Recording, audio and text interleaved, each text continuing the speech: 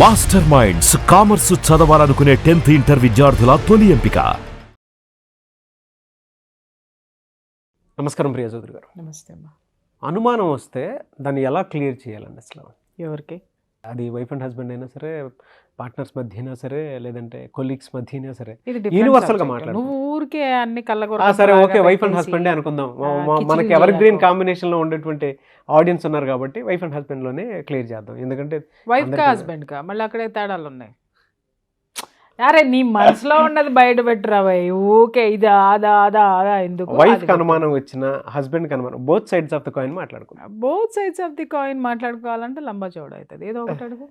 సరే వైఫ్ నువ్వు అడగదలుచుకున్నది అది.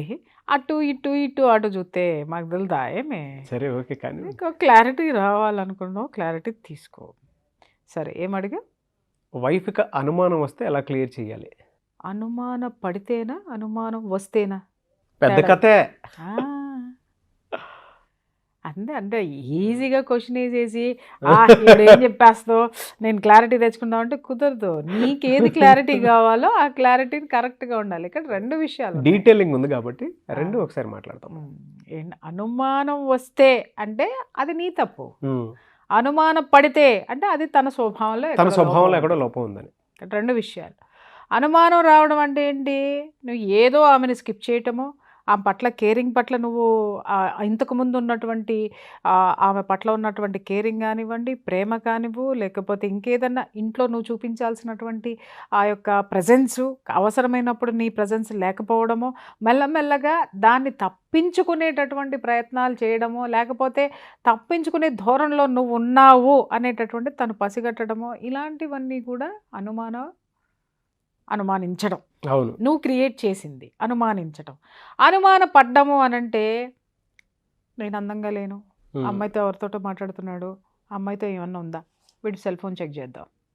లేదు ఏదన్నా ఒక ఫోన్ వచ్చింది అని అంటే నవ్వుకుంటూ మాట్లాడుతున్నాడు, బాల్కనీలో తిరుగుతూ. ఎక్కడో వంటగదిలో నుంచి చూసింది, అమ్మమ్మో ఏంటో నవ్వుకుంటూ మాట్లాడేస్తున్నాడు, మా ఆయన ఇంతకుముందు ఎప్పుడు నవ్వుకుంటూ మాట్లాడలేదు, ఇంత ఆనందంగా చూడలేదు, ఎవరన్నా వచ్చారా జీవితంలో? లేదు. ఇంకెక్కడన్నా తలుపేసుకుని మాట్లాడావు అని అంటే ఎవరితో మాట్లాడుతున్నాడా? అత్తగారితో మాట్లాడుతున్నాడా, ఆడబిడ్డతో మాట్లాడుతున్నాడా, నా మీద ఏమైనా చాడీలు చెప్తున్నాడా? ఎందుకు అని అంటే ఆ సిచ్యుయేషన్, ఆ ఇన్సెక్యూర్ ఫీలింగ్ తనలో ఏమన్నా ఉందా? ఏది ఆ ఇన్సెక్యూర్ ఫీలింగ్ తన పట్ల తనకి కానీ, తన కుటుంబం పట్ల కానీ, తన మీద మీరు తీసుకునేటటువంటి కేరింగ్ పట్ల కానీ ఒక ఇన్సెక్యూర్ ఫీలింగ్ అనేది తను ఫీల్ అయితే కనుక, అంటే తన తత్వం అది అయి ఉంటే కనుక ఈ యొక్క ప్రమాదాలు అనేటివి ఉంటాయి. ఇక్కడ ఏంటంటే తేడా తెలుసుకోండి. ఫస్ట్ అనుమానిస్తుందా, అనుమాన పడుతుందా? అనుమానిస్తుంది అని అంటే ఖచ్చితంగా మీ చర్యలను ఒకసారి మీరు సెల్ఫ్ అనలైజేషన్ చేసుకోవాల్సినటువంటి అవసరం ఉంది. తనకి టైం ఇవ్వట్లేదా? కూర్చోబెట్టి అడగండి. కూర్చోబెట్టి ఏం అడగాలి? ఎందుకమ్మా ఇంతకుముందు నీ ప్రవర్తన లేదా, ఎందుకు నువ్వు తరచి ఎందుకు ప్రశ్నిస్తున్నావు, లేదా తరచి ఎందుకు ఈ మాటలు మాట్లాడుతున్నావు, ఇంతకుముందు మన దాంపత్యంలో ఇప్పటి వరకు చూడలేదు ఇలాంటి క్వశ్చన్స్ అన్ని, ఎందుకు వేస్తున్నావు అని కూర్చోబెట్టి మాట్లాడండి. మాట్లాడితే అప్పుడు ఆవిడ చెప్పేటటువంటి సమాధానాలు బయటకు వస్తాయి. ఏంటి అంటే నాకు తెలియకుండా నువ్వు ఫోన్ మాట్లాడుతున్నావు, నువ్వు నవ్వుతూ మాట్లాడుతున్నావు, అందుకని నేను ఇలా అనుకున్నాను అలా అనుకున్నాను అని అందనుకోండి, ఖచ్చితంగా అది ఆమె తత్వం. అలా కాకుండా నువ్వు అది చేసావు నేను చూశాను, ఓకే నువ్వు ఇది మాట్లాడావు నేను విన్నాను అన్నప్పుడు అలర్ట్ అయిపోండి. అలర్ట్ అయిపోయి ఆమెను ఎక్కడ కష్టపెడుతున్నారో, లేదా అది ఆమె పొరపాటుగా అర్థం చేసుకొని అనుమానించిందేమో దానికి క్లారిటీ ఇవ్వండి. ఓసే పిచ్చిదాన్ని ఏం లేదే బాబు, గర్ల్ ఫ్రెండ్ కాదు పాడు కాదు, ఆఫీస్లో ఉన్న మనిషి, ఇదిగో చూడు దీనికి ఇదిగో ఏమి ఇచ్చాను, నువ్వు పొరపాటుగా అర్థం చేసుకున్నట్టున్నావు అనేసి ఓపెన్ చేసి ఆ మెసేజ్లన్నిటికీ ఓపెన్ చేసి క్లారిటీ ఇవ్వండి. పిచ్చ మెసేజ్లు అయితే చెప్పు తీసుకుని కూడద్ది, లేకపోతే అట్లగడ్డ పెట్టి వాతలు పెడుతుంది.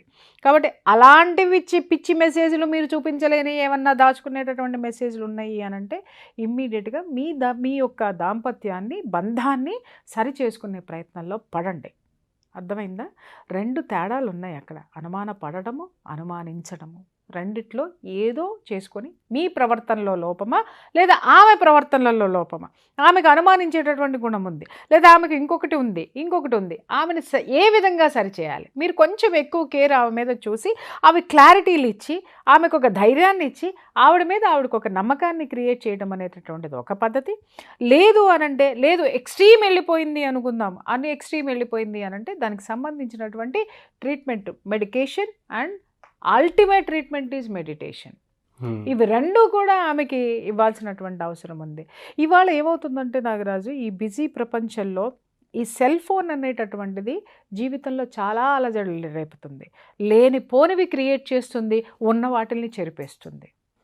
ఏంటి ఉన్న వాటిల్ని చెరిపేస్తుంది అంటే బంధాలను చెరిపేస్తుంది. లేనివేమి క్రియేట్ చేస్తుంది అని అంటే అనుమానాలని క్రియేట్ చేస్తుంది, అభద్రతా భావాన్ని క్రియేట్ చేస్తుంది. కాబట్టి ఇంట్లో మనం ఎప్పుడు కూడా గుర్తుంచుకోవాల్సింది ఏంటంటే, ఒక భర్తగా నువ్వు once step in to the house, office నుంచి వచ్చినప్పుడు నేను చాలాసార్లు చెప్పాను ఈ విషయాన్ని, చెప్పులతో పాటు మీ వ్యవహారాలన్నీ బయట వదిలేయండి, సెల్ ఫోన్తో సహా. ఓకే, మరీ ఇంపార్టెంట్ సెల్ ఫోన్ ఏమన్నా ఉంటే నీ బంధువులు కానీ మీ మిసెస్ ఫోన్కి చేస్తారు కదా. లేదు, ఆఫీస్లో ఏదన్నా గొడవలు, ఇంట్లో గొడవలు జరుగుతున్నప్పుడు మీ సెల్ ఫోన్ స్విచ్ ఆఫ్లో పెట్టుకొని కూర్చోండి. లేదు, ఆఫీస్ ఫోన్ కాల్స్ మీకు వస్తాయి అనుకున్నప్పుడు ఎక్స్పెషల్లీ ఆ ఆఫీస్ ఫోన్ కాల్స్కి సంబంధించిన నంబర్ మీ దగ్గర పెట్టుకోండి. మిగిలినవన్నీ కట్ చేయటం అనేది చేయండి. ఎప్పుడే నాగరాజు, ఒక్క విషయం నేను చెప్తున్నాను ఏంటంటే, ఎప్పుడూ కూడా మనల్ని మనం సరిదిద్దుకుంటూ, ఎదుటి వాళ్ళని కూడా మనం దిద్దుకుంటూ ముందుకు పోవాల్సినటువంటి అవసరం అయితే ఉంది. నువ్వా నేనా అని చెప్పేసి అని కొట్లాడుకుంటూ పోతే ఆ బంధం విచ్ఛిన్నమయ్యేటటువంటి అవకాశం ఉంటుంది. కాబట్టి ఇక్కడ ఆడవాళ్ళు కూడా తెలుసుకోవాల్సింది ఏంటి అని అంటే, అనవసరంగా అనుమానిస్తూ జీవితాలని నాశనం చేసుకుంటున్నారేమో ఒకసారి గమనించండి. లేదు, మీ భర్త పొరపాటున తప్పు చేసేటటువంటి అవకాశం ఉండి ఆ తప్పు మీ యొక్క కుటుంబం పట్ల కానివ్వండి, తన వ్యక్తిగత జీవితంలో కానీ వెళ్తున్నారు అనంటే అది చాలా సున్నితమైనటువంటి సమస్య.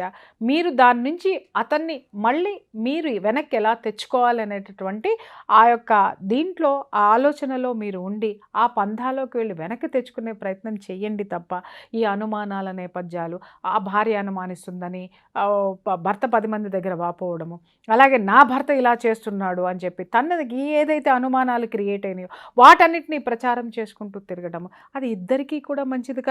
వీళ్ళిద్దరి మధ్య పిల్లలు అనేటటువంటి వాళ్ళు ఒకళ్ళు ఉంటారు నాగరాజు. ఆ పిల్లలు చాలా నలిగిపోతూ ఉంటారు. నాన్న క్యారెక్టర్ కరెక్టా, అమ్మ క్యారెక్టర్ కరెక్టా? నాన్న అమ్మని విమర్శిస్తాడు ఎందుకంటే తన దొంగతనం బయటపడిపోయింది, లేదా తల్లిదండ్రులని అతను చూసే విధానంలో కానీ స్వార్థం చూపించినా కూడా అమ్మ నాన్న క్యారెక్టర్ని అసాసినేట్ చేసేస్తాయి. ఇమ్మీడియట్గా నాన్న అహం దెబ్బతింటుంది. గర్ల్ ఫ్రెండ్ది చూసిందా మెసేజ్లు, లేకపోతే అక్కది చూసిందా, లేకపోతే అమ్మది చూసిందా, లేకపోతే ఇంకొకటి చూసిందా, ఈయన దొంగతనం బయటపడిపోతుంది. ఇక్కడ అమ్మ క్యారెక్టర్ని అసాసినేట్ చేయడం అనేది నా తండ్రి పిల్లల దగ్గరే మొదలు పెడతారు వీళ్ళు, ఇంకెక్కడ మొదలు పెట్టరు. మొట్టమొదట మొదలు పెట్టేది పిల్లల దగ్గర. ఆ పిల్లల జీవితాలు నాశనం అయిపోతాయి. ఇక్కడ తల్లిదండ్రులు ఎవరి కాళ్ళు ఏమనుకుంటారంటే నాగరాజు, నన్ను నేను కాపాడుకుంటున్నాను, పిల్లలకి ఎక్స్ప్లెయిన్ చేసి చెప్తున్నాను అనుకుంటారు. అది పిల్లలకి ఎక్స్ప్లెయిన్ చేయడం కాదు, పిండాకుడు కాదు, ఈ లోపల ఉన్న దుగ్ధంతా పిల్లల్ని పొల్యూట్ చేయటం అనమాట. అది వాళ్ళకి ఆ వయసుకి ఏం తెలుస్తుంది? సరే, తండ్రి నిజంగానే క్యారెక్టర్ అనేది కరెక్ట్ కాదు అనుకున్నప్పుడు ఆ పిల్లలకి వయసు వచ్చే కొద్దీ వాళ్ళు తెలుసుకుంటారు. లేదు, నువ్వు సరిపడలేదు, నీకు ఆ వాతావరణం ఇందాకే చెప్పా, చక్కదిద్దుకునే ప్రయత్నంలోకి వెళ్ళమని చెప్పి. చక్కదిద్దుకునే ప్రయత్నంలోకి వెళ్ళినప్పుడు అసలు పిల్లలు అనే క్యారెక్టర్ల మధ్యలోకి రావు. ఏ మార్గాలు ఉన్నాయో, తల్లిదండ్రులతోటి పంచాయతీలు పెట్టడమా, లేకపోతే ఇంకేదన్నా చేయటమా, ఫ్రెండ్స్ తోటి చెప్పించటమా, ఏదో ఒక బాధ్యతాయుతమైనటువంటి వ్యక్తిని, సమర్థుడైనటువంటి వ్యక్తుల్ని కూర్చోబెట్టి అది క్లియర్ చేసుకునేటటువంటి పనిలో ఉండాలి.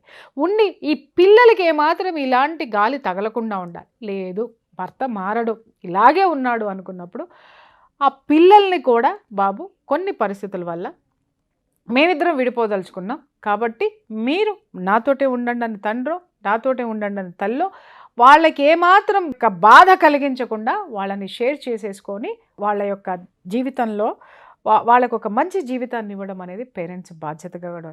మర్చిపోతున్నది ఏంటంటే నాగరాజు, అందరూ నేను అనేసి భర్త మగాణ్ణి అని భర్త అనుకుంటాడు, నేను కుక్క చాకరీ చేస్తున్నాను, నేను ఆడదాన్ని, నేను మనిషిని కాదా అనేటటువంటి ఈగోలో ఆడదే. మగాణ్ణి అనేటటువంటి ఈగోలో భర్త, నేను మనిషిని అనేటటువంటి ఈగోలో భార్య. వీళ్ళిద్దరూ కలిసి ఆ నేను అనేటటువంటి ఆ ఈగో చట్రంలో ఇమిడిపోయి వాళ్ళు దాంట్లో నుంచి రాలేక దాంట్లోనే తన్నుకొని చచ్చిపోయి దాంట్లోనే భ్రష్టత్వం పట్టేటటువంటి ఆలోచనలోనే ఎక్కువ ఈ తరం ఉన్నటువంటి ఈ జంటలు ఉంటున్నారు. కానీ అరే మనము నా సంసారము ఇక్కడ ముక్కలు చెక్కలవుతుంది, దీన్ని జాగ్రత్తగా కాపాడుకోవాలి అనేటటువంటి ఆలోచనలు ఇప్పుడున్నటువంటి తరంలో చాలా వరకు తగ్గినాయి. కాబట్టి అండర్స్టాండింగ్ అనేది మాత్రం చాలా అవసరం, నమ్మకము అనేది ఇంకా అవసరం. వన్స్ ఒకసారి నువ్వు భార్య మెడలో తాళి కట్టి ఇది నాది అనే కదా తెచ్చుకున్నావు నువ్వు.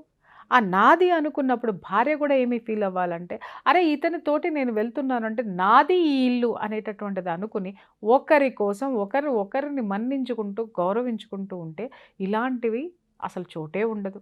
ఎక్కడొస్తుంది ఇదంతా అనంటే, ఇవాళ ఇందాక ఒక ఎపిసోడ్లో మనం చాలాసార్లు నువ్వు అంటావు, కాలం మారిపోయింది కదా మేడం, కాలం మారిపోయింది కదా మనం. అరే పిచ్చోడ, కాలం మారలేదు. మనం ఎలా ఉండాలనుకుంటున్నామో దానికి కాలాన్ని ఒకదాన్ని తీసుకొని వచ్చి దాన్ని మధ్యలో పెట్టుకునే సాక్ష్యంగా మనం ముందుకెళ్తున్నాం. మన ఇష్టం వచ్చినట్టు మన ఇష్టం వచ్చినట్టు బ్రతకడానికి కాలం అనేటటువంటి సపోర్ట్ తీసుకుంటున్నాం తప్ప ఇక్కడ ఏదీ మారలేదు. కాలం మారినప్పుడు నీకు 2 చేతులు రావాలి, నాకు 4 కాళ్ళు రావాలి, రాలేదే. అలాగే ఈర్ష్య, ద్వేష, అసూయ ప్లేస్లో ఆహా ఈ ప్రపంచం ఇది కదా, మందు కొట్టి పడుకోవాలి కదా అని అనాలి కదా, లేకపోతే అబ్బా వాడు కొన్ని కోట్లు సంపాదించాడు కదా, నా ఫ్రెండ్ కదా అని డాన్స్ వేయాలి కదా. అరే వాడిని ఎప్పుడు దించేయాలని వీడు చూస్తాడు, ఆయమ్మ పట్టు చీర కట్టుకుందంటే దాన్ని ఏం చేయాలని చూస్తుంది.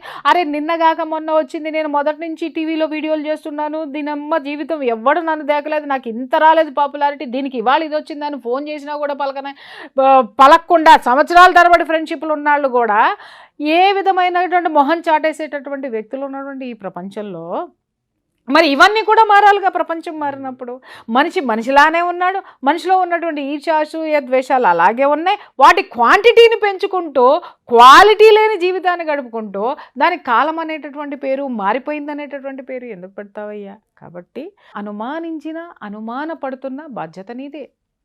కాబట్టి ఏ బాధ్యత అనుమానిస్తుంది అంటే నిన్ను నువ్వు నీ దగ్గర తప్పుంటే కరెక్ట్ చేసుకో. అనుమాన పడుతుంది అని చెప్పేసి అని అనుకున్నావా, ఆమెను కరెక్ట్ చేసేటటువంటి బాధ్యత కూడా నీది. ఎందుకంటే యు ఆర్ ద హస్బెండ్. ఆ బాధ్యత ఉంది. సున్నితంగా ఈ సమస్యను పరిష్కరించుకునేటటువంటి అవకాశాలన్నీ మీ చేతుల్లోనే ఉన్నాయి. థ్యాంక్ యూ అండి. Thank you so much Priya Chaudhary గారు. Thank you.